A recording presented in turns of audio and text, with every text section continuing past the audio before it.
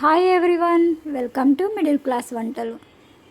ఇవాళ అయితే సాంబార్ తయారు చేసుకునే విధానం చూద్దాము. త్వరగా చేసుకునే విధానం అన్నమాట. నేనైతే చిన్న గ్లాస్తో 4 గ్లాస్ కందిబ్యాళ్ళు తీసుకున్నాను, కానీ మీరైతే టీ గ్లాస్తో తీసుకోండి, ఈక్వల్ ఉంటుంది. టీ గ్లాస్తో 2 గ్లాసులు తీసుకొని వాటిని కందిబ్యాళ్ళని కడిగేసి 2 గ్లాసులు వాటర్ వేసాను అన్నమాట. తర్వాత 2 ఉల్లిగడ్డలు, 1 టమాటో ఇవన్నీ కడిగి ముక్కలు చేసుకున్నాను అన్నమాట. కట్ చేసుకొని కొద్దిగా చింతపండు అన్నీ ఆ కందిబ్యాళ్ళ దాంట్లో వేసేసుకోవాలి. వేసేసుకున్నాక 2 స్పూన్లు కారము, అంతే చాలు. స్పైసీగానే ఉంది. 2 స్పూన్స్ కారము, పసుపు, చిటికెడు పసుపు వేసుకున్నాను. మూత పెట్టాలి. మూత వెతుకుతున్నా, ఎక్కడుందో కనిపించట్లేదు.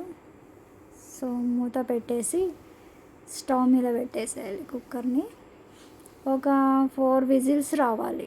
4 విజిల్స్ వస్తే బాగా పప్పు మెత్తగా ఉడికిపోతుంది అన్నమాట. మనము మరి బాగా వినపడానికి కూడా ఈజీగా ఉంటుంది. సో నాకైతే ఇక్కడ 4 విజిల్స్ అయితే వచ్చేసినాయి పప్పు.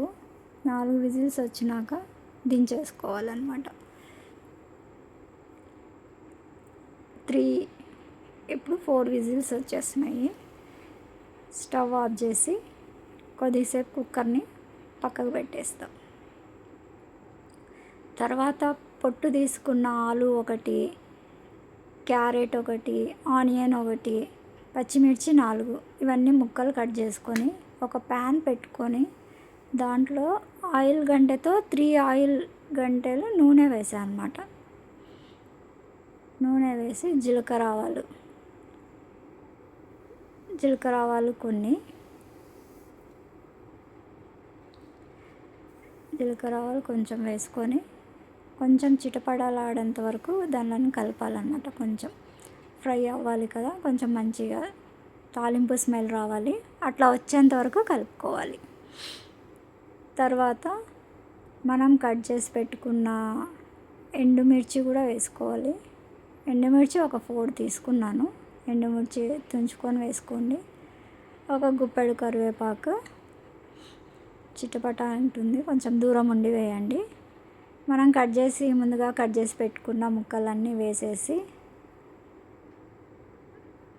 దాంట్లో ఇందాక వేసాం కదా కారం, పసుపు, మరి దీనికి సపరేట్ వేసుకోవాలి. ఈ ముక్కలకి సరిపోయేంత 2 స్పూన్లు అయితే ఉప్పు వేసాను అన్నమాట. దీంట్లో కూడా 2 స్పూన్లు కారం అయితే వేసాను నేను. పసుపు ఒక చిటికెడు పసుపు సరిపోదని మరి కొంచెం వేసాను అన్నమాట. కారం వచ్చేసి 2 స్పూన్లు కారం తీసుకున్నాను. వీటన్నిటిని బాగా కలిపేసి హై ఫ్లేమ్లోనే పెట్టాలి, తగ్గించకూడదు అన్నమాట. మంట ఎక్కువలోనే పెట్టి కలుపుకోవాలి. అలా కొంచెం ఉప్పు, కారం ఇవన్నీ ఆ ముక్కలకి పట్టాలన్నమాట. అంతవరకు కలిపేసుకొని ప్యాన్ది మూత లిడ్ పెట్టేసుకోవాలన్నమాట. కొద్దిగా ఇంగువ వేసుకున్నా. ఇంగువ నేను అట్లే దాని టిన్లోదే వేసేసాను అన్నమాట. ఒక చిటికెడైతే సరిపోతుంది ఇంగువ. మూత పెట్టేసి ఒక 5 to 7 మినిట్స్ మగ్గనియాలి. తర్వాత ఈ లోపల పప్పు విజిల్ పోయి కూల్ అయిన తర్వాత మూత తీసేసి వెనుపుకోవాలన్నమాట. అది చల్లగా కాకముందే తీస్తే మూత కొంచెం టప్పని పేలుతుంది. సో అందుకని ఇప్పుడు పప్పు ఎనిపినాక వాటిలో 2 గ్లాసులు అయితే వాటర్ వేసాను. ఎందుకంటే ఆల్రెడీ మనం పప్పులో చింతపండు వేసినాం కాబట్టి చింతపండు వాటర్ అయితే ఏం అవసరం లేదు. ఆ చింతపండే సరిపోతుంది. ఇప్పుడు ఈ ముక్కలు ఒక 7 మినిట్స్ తర్వాత తీసి ఉడికినేటివి దాంట్లోకి వేసి కలిపేసేయాలన్నమాట. దాంట్లోనే కొద్దిగా వాటర్ వేసాను అన్నమాట. అడకనంత ఆయిల్ అది ఉంటుంది కదా, ప్యాన్ కతుక్కొని ఉంటుంది కదా, కొంచెం వాటర్ వేసి అలా తిప్పి దాంట్లోనే వేసేసాను అన్నమాట.